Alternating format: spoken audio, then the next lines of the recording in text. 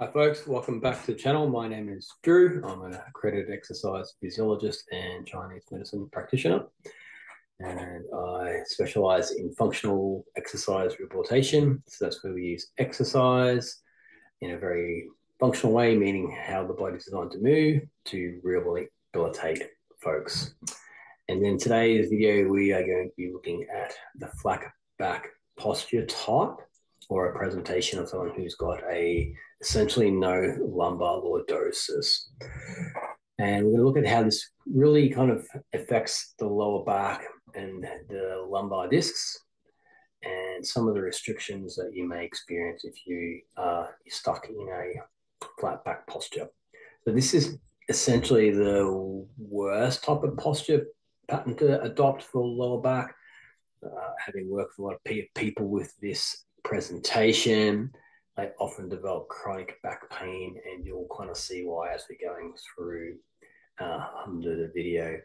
In today's video, we're using the Muscles in Motion app. So again, that'll be linked down in the description. Definitely jump over there and get yourself a subscription. We're just going to be having one look at their flat back section. So definitely get into that so you can get more of their amazing content over there. Over 7 million people who use it, so must be doing something right. So let's look at flat back. So here we have the spinal column, and you can see here, this is the lumbar spine here. So you've got the big lumbar vertebrae, basically up to where the ribs join the vertebrae. And so you can always tell when it changes from thoracic to lumbar because the thoracic spine has vertebral rib attachments and the lumbar spine doesn't. So you can see that's what's going on there. Now, if we just press play here, we'll go back. Let's skip forward. So here you have what's probably more of a normal standing posture. So you've got a lordosis curve here, lordotic curve there. You've got a lordotic curve in the cervical spine, and you've got a nice thoracic curve, which kind of creates that nice S-shape curve through here. Now, one of the proposed mechanism of the spine is that this kind of curve acts like a spring. So if you imagine, you can kind of have forces coming down the vertical axis. The curve kind of allows absorption of force through all the different vertebral segments. And part of the role of the discs is to offer that kind of buffering. So you can kind of give a bit of give, a bit of cushioning. So you get that absorption of forces coming up and down the spinal column. Whereas when you lose that lordosis, that natural lordosis, to here, you get what's called the flat back posture. So now the forces are going straight up the spinal column in a very along that actual kind of line. So you don't get as better of shock absorption. So that's one of the key theories around that. So posture, like everyone's posture is slightly different because everyone's got joint shapes that's slightly different, but on aggregate, most people will have a fairly good lumbar spine flexion there. And you can see as we move from the flat back, or this is lumbar flexion. So when you flatten out the back here, this is lumbar flexion. So you should be able to achieve this position. It's very important to achieve this position, but you don't want to stay here. So you can see here, follow a couple of landmarks to look at is the angle of the rib cage, the ribs. See how the bottom rib is quite depressed down. And then the position of the head is forward. So the ear is forward of the knees. So that means that the head is going to pull down more forward and downward via gravity because its center of axis here, which is essentially just below the ear, is forward of the center of gravity here. So that means you're going to be continually pulled forward. And so the neck muscles are going to have to work a lot harder to stabilize your head.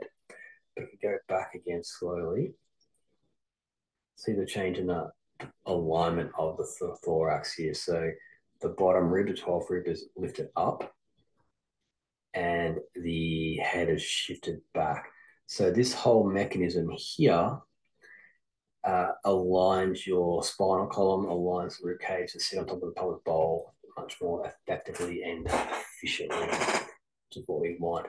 So if you talk about breathing, so this is a inhalation posture here. And then as you exhale, watch the bottom rib go down. Bottom rib depresses down. Head comes forward. So this is your exhalation position here. So your abdominals are pulling down. Yeah, and then you're also going to create that flexion of the spine, so those muscles will get stretched out.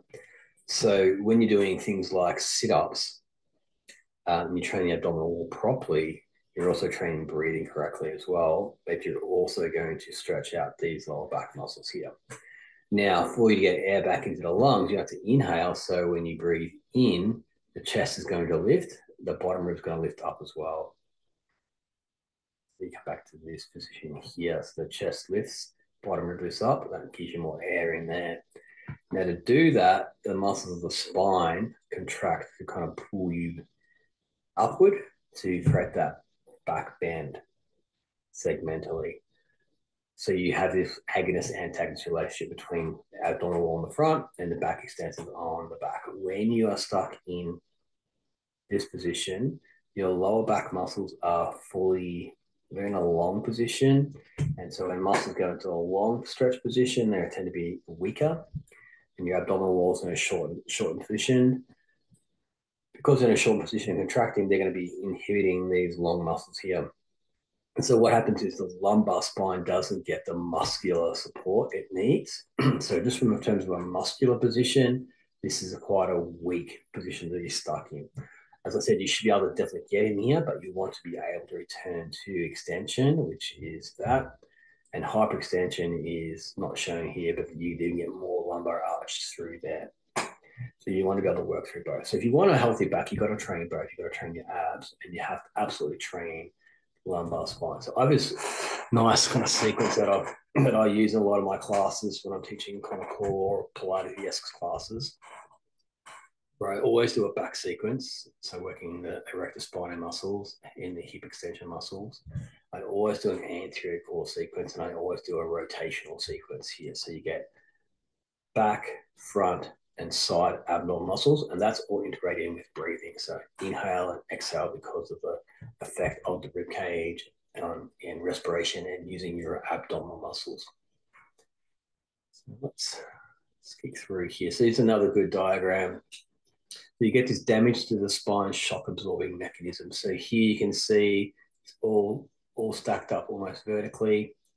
Just back up a little bit. I'll play. Dun, dun, dun, dun.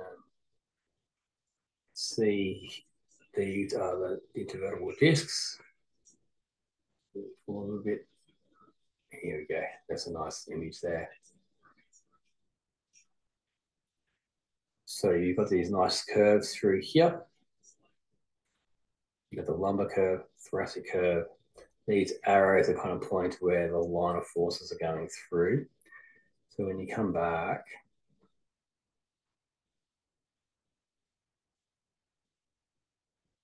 so as you're kind of moving in and out, the spine flexes and extends, flexion, extension. Correction. Let me go back. Sorry, I took that backward. That for you guys. So here we go. That's extension. Again. Flexion, extension, flexion, extension. All right. So as it's moving through, you see the different shape on the vertebrae. Yeah.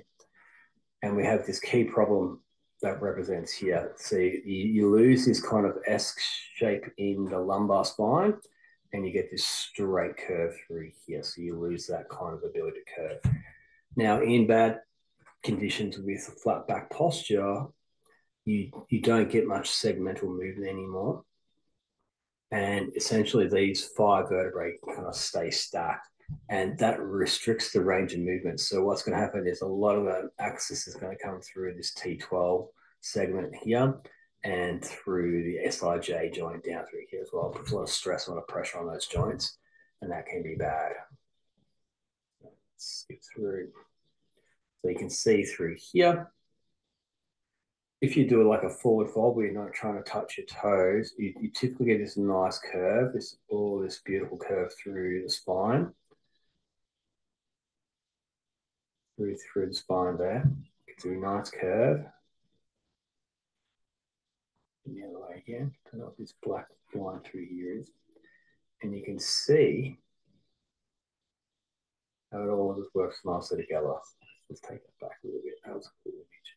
So the yellow line here is your center of gravity coming down through here. So through middle of the hip, through the knee. And you're going to forward, hamstrings are going to stretch, hip goes back a little bit, and get this nice arch, which is exactly what you want to be able to do. Now, if you've got a flat back type posture, what's going to happen here is you're going to get stuck in this position here. So these segments are not going to move very well.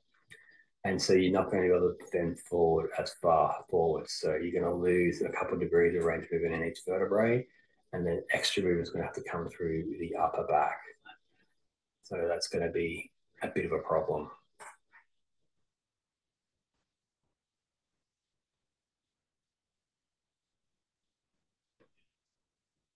So we're looking at the vertebrae here. So we've got the disc, we've got the intervertebral body here, and then we have the spinal column or the spinal cord coming down through the middle through here. These transverse processes, spinous processes. Now, as we go through, you'll see now you get the little nucleus in the disc. It's like the toothpaste part. You've got the hard outer fibrous surface of the disc that's quite strong on the outside. It's like a strong cartilage, soft toothpaste in the middle, and that gives it that kind of shock absorbing effect. Now, depending on which way you bend, so this is describing, going into lordosis or your normal arch. So when you are standing with a normal lumbar arch, you get a slight compression of the disc and it gets kind of compressed forward a little bit. That's quite normal. And you can say, so if you were to do a disc bulge here, if you have like, for example, an anterior disc bulge, this is the front of the vertebral bodies. So you would get a disc bulge coming out to the front, this direction here. Okay. They're much rarer to get, the anterior disc bulge. I have seen a few, but they do occur. What's typically more what you're going to see is a posterior disc bulge, where it's going to come out behind and impinge onto the spinal cord coming down through the middle through here. So you can see that's the direction of the bulge through there. Now, if you go into spinal flexion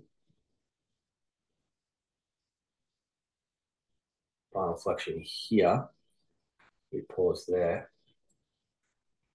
So this is what's occurring if you're bending forward, trying to flex the spine. If it's just stuck in this position here, the vertebrae then gets pushed posteriorly.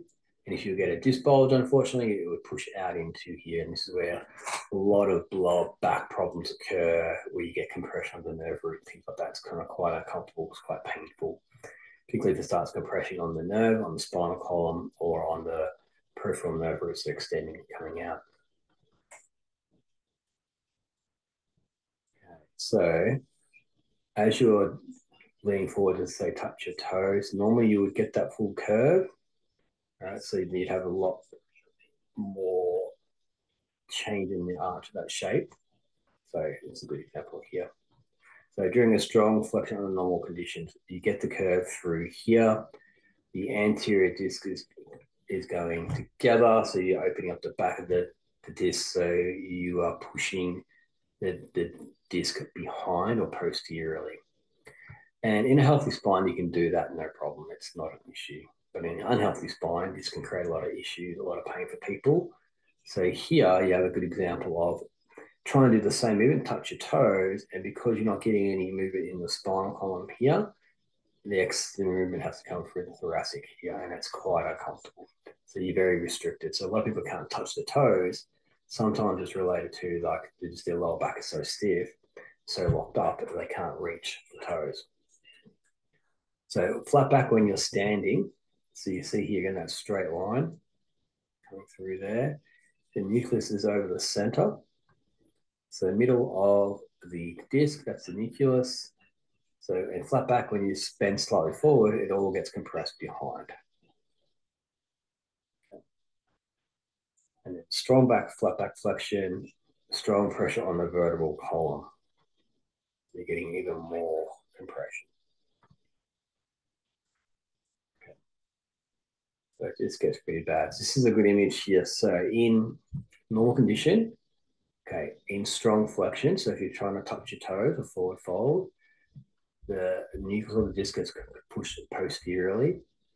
Remember, in a healthy spine, you can do this no problem.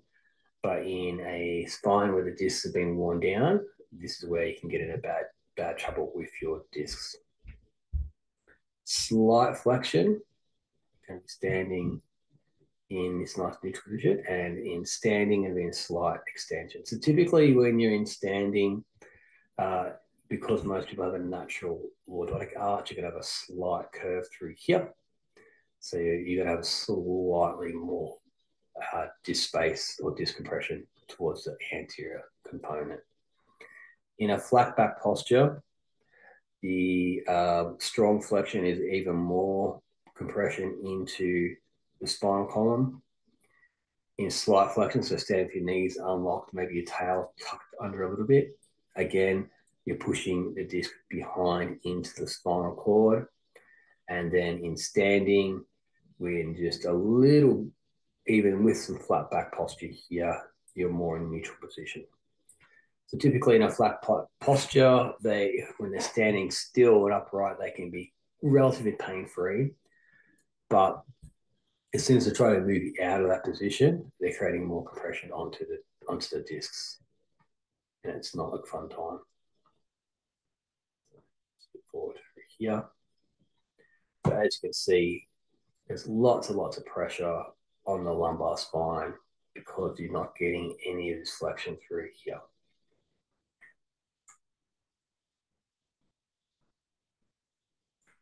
Back to the start.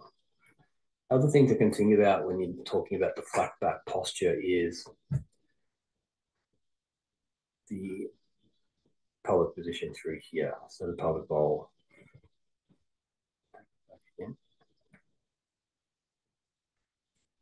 So you can see here, everything's pivoting around the acetabulum here.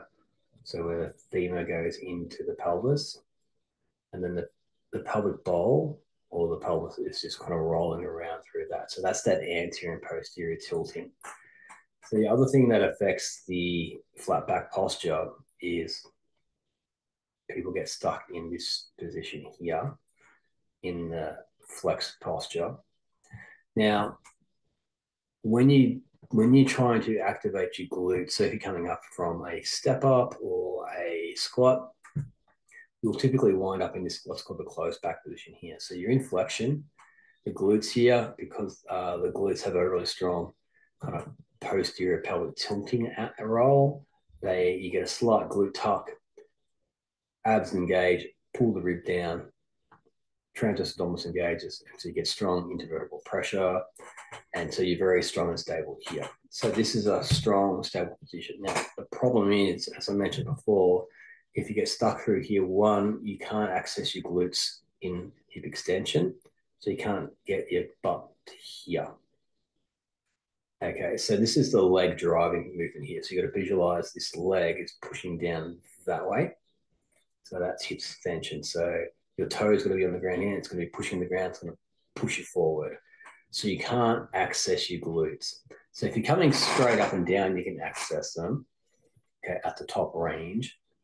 But when the glutes are already in this position here, they're going to be in active insufficiency. So they're not going to be able to contract very strongly here. So as you come up, the muscles are contracted in a short position. So they don't really have much more strength to go. So they're not designed to stay here. You're designed to move in and out of this kind of pelvic range through here. Now, the other problem here, as I mentioned before, is this position creates a very short hamstring because of the position of the ischial tubule where the hamstrings connect to. Back.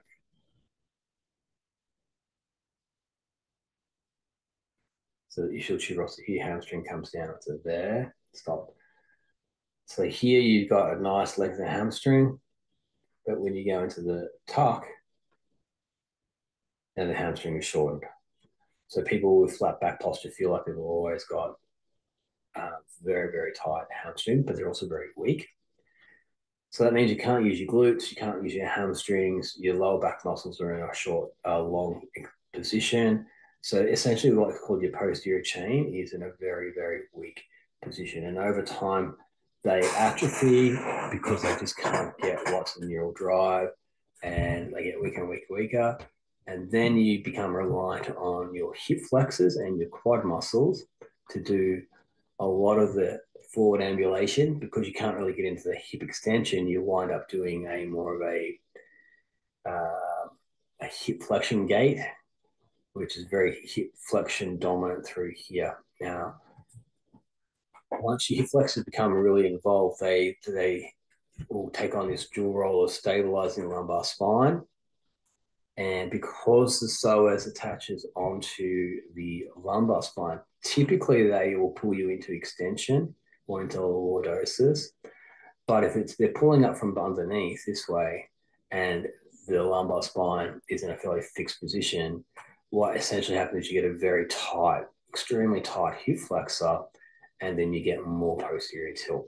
So you're getting pulled up from this way instead of being pulled down from this way.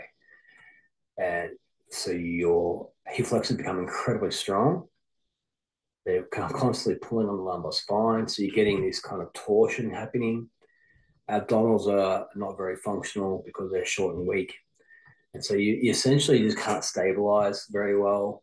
And when you can't stabilize, the body will pretty much stay in its sagittal plane. So rotation, turning and twisting, side bending becomes very, very difficult to do. And the ability to function as a human is just very, very poor.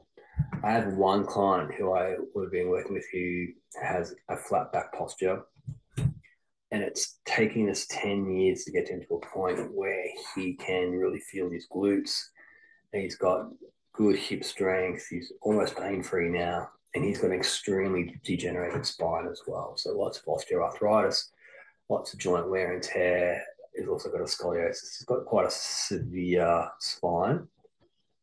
So, and he received a lot of very inappropriate exercise prescription early on, which exacerbated his condition.